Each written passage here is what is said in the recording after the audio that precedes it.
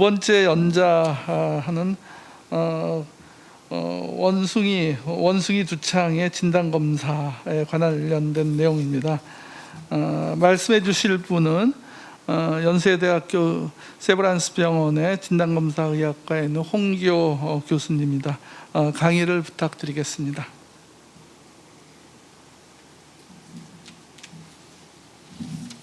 네, 들리십니까? 제가. 예, 잘 들립니다. 예. 네네, 제가 현장에 참석하지 못하고 목격으로 강의 드리고 있어서 송구합니다. 예, 소개받은 연세대 진단검사 교수 홍기호고요. 원숭이 두창 진단검사에 대해서 말씀드리겠습니다. 화면도 잘 보이시죠? 예. 네, 감사합니다. 예, 지난 6월 22일에 진단검사교육 질병관리청이 원숭이 두창 검사질 진단 지침이라는 것을 제작을 했습니다. 그래서 질병관리본부 홈페이지에 현재 올라가 있고요. 여러 전문가 단체 통해서도 발표가 되었기 때문에 구체적인 내용을 좀 참조하시면 도움이 될 것 같습니다.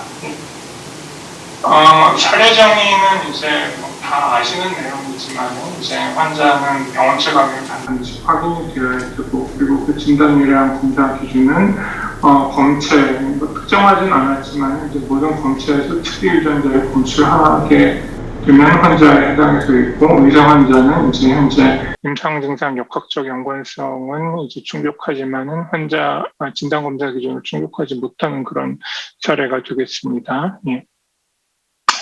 그래서 이건 이제 진단지침 1판에 실린 내용인데, 피부병변을 발생하는 증상기 앞에 이제 잠복기와 전고기 이제 이 단계, 그리고 이제 회복기 이런 식으로 단계를 본다고 하면은 이제 그 잠복기는 이제 아무런 증상이 없는 상황이고, 전고기는 이제 발열이나 림프절 정도가 좀 일부 나타나는 기간이 되겠습니다. 그런데 이 두 기간 동안에는 이제 피부병변이 발생을 안 했기 때문에 이제 피부병변 채취 자체가 불가능합니다. 그래서 이제 대신 굉장히 약한 이제 바이러스 혈증이나 이제 혹은 호흡기를 통한 이제 배출이 좀 일부 있어가지고 해당 검체를 채취를 하는 것으로 되어 있습니다. 다만 이제 두 검체 다 이제 바이러스 양성률, 검출률이 그렇게 높지가 않기 때문에 이제 이 기간에 반드시 검사를 해야 되는 상황이라면은 이제 두 검체를 모두 채취를 하는 것을 권고를 하고, 이제 한 번의 채취만으로 이제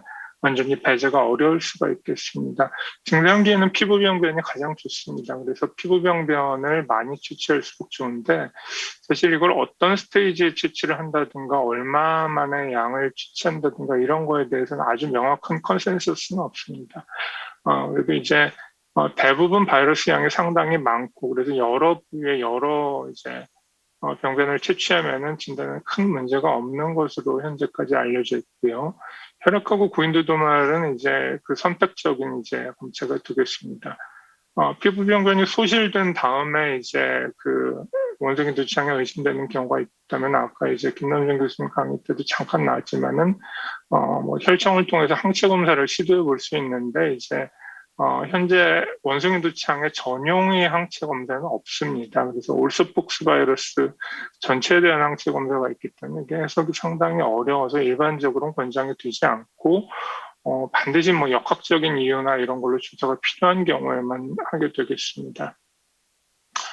그래서 이제 이거는 이제 동물 실험 모델을 통해 가지고 재구성된 이제 패소제네시스인데, 이제 처음에 이제 그 서브스 티슈에 일단 바이러스 DNA가 나오면서 아주 짧은 이제 바이레미아가 나타나고, 그리고 이제 나잘 캐비티나 이제 림프노드나 스플린 등에서 이제 바이러스가 다시 검출이 되고, 그리고 나면은 이제 세컨더리 바이로미아를 거쳐가지고 스킨 리전이 발생하는 기간이 대략 한 이제 1주에서 2주 정도 이제 걸리는 것으로 되어 있습니다. 그래서 이 시기 정도 되면은 이제 소위 말하는 프로드로믹 페이지라고 해서 혈액에서 그나마 좀 나올 가능성이 높은 시기가 되겠습니다.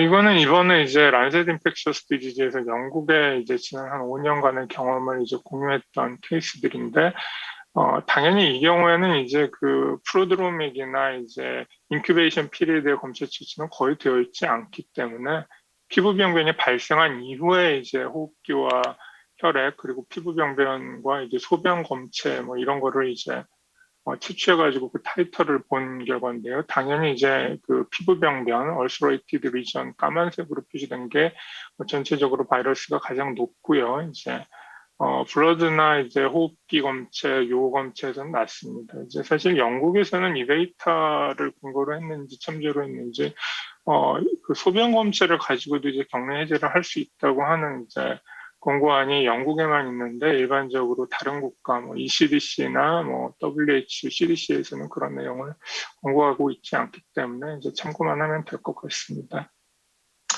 이제 피부병변 채취는 이제 아까 WHO 관련된 내용도 이제 김원준 교수님께서 잠깐 보여주셨지만은 일단 적절한 소독제로 소독을 한 다음에 이제 뭐 라인셋이나 스칼펠, 스크레이퍼, 니들 같은 것으로 루프를 제거한 다음에 이제 완전히 가피로 바뀌었으면은 이제 그 루프를 제거하고 나서 이제 병변 바닥까지 채취할 필요는 없겠지만 만약에 그런 상태가 아니라면 루프를 제거한 다음에 그 리전의 베이스를 굉장히 강하게 이제 면봉으로 문질러서 채취해야 된다. 좀 아프다 싶을 정도로 세게 문질러야 되고요. 그리고 이제 검체는 가능한 여러 개를 채취한 다음에 이제 같은 종류의 검체를 같은 검체 용기에 넣어서 가령 표피는 표피끼리, 뭐 면봉 도말은 면봉 도말끼리, 가피는 가피끼리 그렇지 않으면 이제 검체가 혼합되면서 추출 효율이나 이제 PCR 효율에 영향을 미칠 수 있기 때문에 같은 종류의 검체를 넣어가지고 이제 보내는 것으로 되어 있고 그리고 이제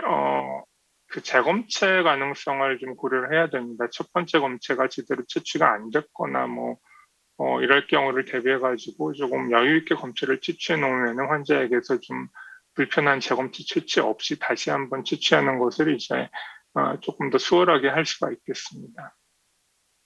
이건 아까 김남준 교수님께서 또 보여주셨던 WHO의 가이드라인인데, 그건 사실은 이제 그 WHO의 인트림 코스 이제 그래서 아프리카 상황을 대상으로 이제 한 것이기 때문에 이제 현재 유행 상황은 조금 맞지 않을 수 있다고 WHO에서도 이제 워닝을 하고 있습니다만 뭐 큰 원칙은 달라지지 않을 것 같습니다. 그래서 이제 그 피부병변 검체 채취를 할 때는 뭐 피부과 교수님이 계시면 더 좋은 말씀을 해주실 수 있었겠습니다만은 기본적으로 좀 병변에 막 이제 그 염증이 일어나고 있는 그 맞은 부위를 강하게 채취를 할 것을 일반적으로 권고를 하고 있습니다. 이거는 비단 원숭이 두창뿐만 아니라 뭐 세균이나 여러 이제 감염이한 피부병변을 채취할 때 전부 다 공통이 되는 내용이고요. 다만 이제 2004년에 NEJM에 실렸던 이제 보고에는 피부병변의 중심부에서도 이제 상당히 많은 패솔로직한 체인지가 보였다 이런 보고가 있기 때문에 이제 전체적으로 병변을 이제 가능한 많은 이제 그 머테리얼이 묻어나올 수 있도록 강하게 이제 마찰하는 것이 권고가 되겠습니다. 검체는 이제 카테고리 B 3중 포장, 그래서 카테고리 A에 해당되지는 않고요. 그거보다 좀 낮은 등급으로 원외로 보낼 때는 이런 식으로 하면 되겠고, 그렇지 않을 경우 원내에서는 대체적으로 2중 포장이 되겠고요. 그리고 뭐 구인도 도말 같은 경우에는 이제 일반적으로 VTM을 쓰게 되고, 피부 검체 같은 경우에는 이제 가피 같은 경우에는 그냥 드라이 수압을 쓰면 되겠고, 이제 면봉 같은 경우에는 이제 VTM을 쓸 수가 있겠습니다. 그리고 이제 VTM 중에 조금 더 이제 검체를 안전하게 처리하기 위해서 바이러스 불활화 성분이 첨부되어 있는 이제 보통 코로나 이제 진단할 때 보면 파란 뚜껑으로 보통 되어 있고 이제 일반적인 건 빨간 뚜껑으로 되어 있는데 그럼 파란 뚜껑은 PCR 하는 데는 전혀 문제가 없고요. 다만 이제 현재 감염 초기에는 바이러스 배양이 일부 필요한 경우가 있는데 그 경우에는 이제 바이러스가 사멸될 수 있기 때문에 배양 용도로는 적절하지는 않습니다. 예, 아까 앞강에서도 소개해 주셨지만 PCR이 현재 표준 검사고 종류가 여러 가지가 있습니다. 이제 미국 CDC 같은 경우에는 이제 처음부터 원키폭스 이제 스페시픽한 PCR을 하는 것보다는 올스폭스 PCR을 먼저 스테이트 랩에서 한 다음에 이제 중앙 CDC에서 원키폭스의 특이적인 PCR을 하는 이제 그런 알고리즘을 쓰고 있는데 이것은 이제 현재 유행 이전의 다양한 이제 그 폭스 바이러스 감염을 아마 염두에 뒀던 것으로 보이고요. 일반적으로는 그냥 멍키폭스 특이한 PCR을 처음부터 해도 됩니다. 그 외에도 이제 피부병변 감별증이 좀 어려울 수 있다는 걸 앞강에서 잘 말씀해 주셨는데 그런 감별에 도움을 주기 위한 다중 PCR이나 혹은 이제 중앙아프리카형이나 서아프리카형을 구분할 수 있는 이제 클레이드 스페시픽한 PCR 등등이 다양하게 개발이 되어 있습니다. 이 표적 유전자가 어느 게 가장 좋은지 몇 개를 해야 되는지 이런 것에 대해서는 현재까지는 이제 권고안은 없고요. 이제 논문화된 데이터 정도만 있습니다. 전 세계적으로 상용화된 치료 진단 제품은 없고 이제 외국산이나 국산의 이제 연구용 제품이 확인됩니다. 최근 언론 보도 통해서 확인이 되지만 국내 이제 개발사인 시젠이나 이제 오늘 발표가 있었는데 로슈 같은 회사에서 알리오 제품을 발표를 했었고요. 아직 식약처가 안 됐기 때문에 정식으로 사용할 수는 없습니다. 그리고 이제 그 엑스퍼트라고 하는 이제 그 자동 PCR 장비 용도로 이제 개발된 게 있는데 이건 상용화되지는 않았고 시제품 같은 겁니다. 아무래도 아프리카에서 이제 많이 유행했기 때문에 그 아프리카에 사용하기 위한 이제 시제품 개발된 보고 사례가 있고 아무튼 상용화된 제품은 현재 없기 때문에 임상검사실에서는 이제 알리오 제품을 뭐 반드시 해야 되는 경우에는 쓸 수 있겠습니다. 근데 이제 이렇게 올스폭스 바이러스 PCR과 이제 멍키폭스 바이러스 PCR 두 단계 하는 방식이 있고요. 중앙아프리카 타입이냐 이제 웨스턴 아프리카 타입이냐를 구분하는 이런 PCR도 이제 보고된 바 있습니다. 현재 사실 이제 오히려 더 우리나라 상황에서는 도움이 되는 거는 이제 아까도 이제 수두가 가장 간별하기 어렵다고 말씀을 주셨는데 수두 PCR을 해보는 게 조금 도움이 될 수는 있습니다. 다만 이제 이전 아프리카 유행에서도 그렇고 최근 유행에서도 그렇고 동시감염 사례가 제법 이제 관찰이 되고 있습니다. 아프리카는 워낙 엔데믹한 에어리아라서 그렇고 이제 현재 그 유행은 이제 아무래도 STD와 유사한 양상으로 나타나기 때문에 다른 이제 컨커런트 STD와의 이제 동시감염 사례가 보고가 돼가지고 이제 최근 유행에서는 이제 매독이라든가 이제 그 고노리아, 클라미디아와의 동시감염 사례가 보고가 됐고요. 그래서 우리나라 상황에서는 에피데미올로직한 것과 클리니컬한 것을 모두 고려해서 다른 감염병 병원체가 동정이 됐으면 어느 정도 배제가 가능하지만 완전히 배제하는 것은 이제 원천적으로 불가능하다는 것을 원성인 두창 검사실 진단지침에서도 기술하고 있습니다. 실제로 엔데믹한 아프리카에서는 수두와의 동시감염 비율이 상당히 높습니다. 그래가지고 한 10% 정도까지도 이제 보고가 됐고요. 그래서 이거는 이제 실제 동시 감염된 병변인데 이 경우에는 그래도 좀 병변의 생김새가 구분이 되죠. 이제 가운데는 원숭이 두 짝만 있는 사례, 이제 제일 오른쪽은 이제 수두만 있는 사례의 피부 병변이 있는데 뭐 이렇게 전형적으로 구분이 되는 사례도 있겠지만 이제 현실적으로는 이제 조금 어려울 수가 있겠습니다.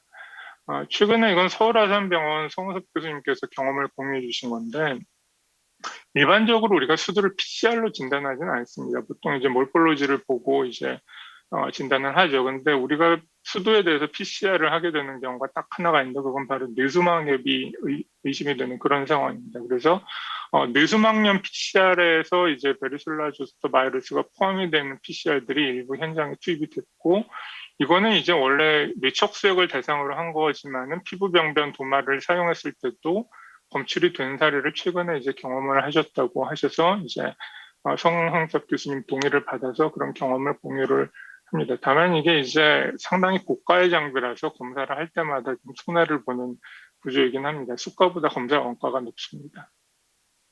그래서 그런 다중 PCR을 이제 2차까지 포함해가지고 개발해서 논문화된 보고를 한 사례도 있었습니다. 항체 검사는 이제 그 앞에서도 말씀드렸지만은 다양한 이제 두창과 원숭이 두창 혹은 백신이아 바이러스에 전부 다 반응을 보이는 올소팍스 바이러스에 대한 항체 검사만이 이제 보고되었기 때문에 당연히 이제 백신 접종자인 경우에도 교체 반응을 보일 수가 있고 이제 그렇습니다. 그래서 다만 이제 아까 말씀드렸다시피 이제 과거 감염이 의심이 되는데 이제 그거를 좀 반드시 확인해야 될 역학적인 필요성이 있는 경우나 이제 혈청 유병률 조사를 하거나 그런 경우에는 도움이 되겠지만은 굉장히 이제 특이도가 낮다는 점을 고려를 해가지고 역시 고려를 해야 되겠고 외국산 연구용 제품만 존재하고 역시 상용화된 치료 진단 제품은 없습니다. 이건 실제 환자에게서 도움이 되는 굉장히 좀 드문 경우인데 이건 이제 뇌수막염이 왔는데 이제 바이러스는 현재 남아있지 않지만은 증상은 있는 그런 케이스에서 물론 이제 이것만으로 이제 정확하게 멍키폭스라고 할 수는 없지만 역학적인 것과 그리고 타이터가 올라가는 것을 고려했을 때 이제 이거는 멍키퍽스에 의한 뇌수막염일 수 있다 하는 이제 사례 보고를 이제 CDC에서 보고한 바가 있습니다. 생물안전 같은 경우는 일반적으로 뭐 자세한 내용은 검사실 지침에 기술되어 있습니다만 일반적인 일반 혈액 검사라든가 화학 검사라든가 이런 거는 아무 문제 없이 수행을 할 수가 있습니다. 그런데 이제 진단을 위한 검사가 문제가 되는데 아까 이제 앞강에서도 커버가 됐던 내용이지만 현재 헬스케어 프로페셔널에 대한 백시네이션에서 멍키폭스 다이그노시스를 수행하는 레보레토리 다이그노시스를 수행하는 검사실 인력은 반드시 백신 접종을 할 것을 이제 CDC와 WHO 공의 권고를 하고 있습니다. 다만 이제 우리나라에서 현재 가능한 이제 백신 접종과 이런 것들을 고려했을 때 국내 이제 원숭이 이제 두창 진단 지침에서는 이거를 약간 옵셔널하게 이제 권고되지만은 이제 오블리게이션보다는 이제 강력하게 권고하는 정도로 이제 권고안을 잡아두었고요. 그리고 이제 검사실의 전체적인 생활 안전 수준은 이제 BSL2 또는 BSL3인데 일반적으로는 이제 BSL3가 더 권장이 되지만은 WHO 같은 경우는 좀 상당히 넓은 이제 국가를 커버해야 되기 때문에 이제 미니멈하게 BSL2를 요구를 하고 있습니다. 예, 말씀드렸다시피 이제 그 CDC와 ACIP 그리고 WHO에서는 모두 다 이제 레보레토리 퍼스널에 대해서 명확하게 이제 그 멍키폭스 백신이야 백신을 접종을 할 것을 권고를 하고 있습니다. 그래서 아주 많은 내용을 가져가실 필요는 없을 것 같고 제일 중요한 건 검체 채취가 제일 중요하고 얼마나 검체를 채취해야 되냐, 볼륨을 얼마를 채취하는 게 좋겠느냐, 몇 개를 몇 센치를 채취하면 좋겠느냐, 이런 것에 대해서도 아직 잘 이제 정리된 가이드라인이 없습니다. 어떻게 보면은 이제 아프리카 엔데믹한 에어리어에서 유행했을 때 이런 데이터가 조금 더 나왔으면 더 유용했을 텐데 그 부분이 좀 아쉽고 PCR도 마찬가지로 현재 이제 가장 표준 진단법이지만은 어떤 시약이 가장 좋은가 혹은 어떤 이제 표적이 가장 좋은가 이런 것에 대해서는 데이터가 부족합니다. 다만 이제 그나마 좀 다행인 거는 코로나 바이러스가 계속되는 뮤테이션으로 이제 계속 면역도 회피하지만은 PCR도 일부 위험성이 나오고 그럴 수 있는데 이제 멍키폭스 바이러스는 DNA 바이러스니까 그런 게 조금 상대적으로 안정적이고요. 그리고 생물 안전에 대해서는 앞에서 말씀드렸다시피 우리나라 현실에서 백신 접종을 어떻게 할 것이냐 그리고 이제 임상검사실에서는 대부분 이제 생물 안전 3등급을 충족하는 검사실이 없기 때문에 그런 경우에 어떻게 좀 수행을 할 것이냐 이런 것들에 대한 고민이 필요하겠습니다. 예, 제 강의는 여기서 마치도록 하겠습니다. 경청해 주셔서 감사합니다. 예, 감사합니다.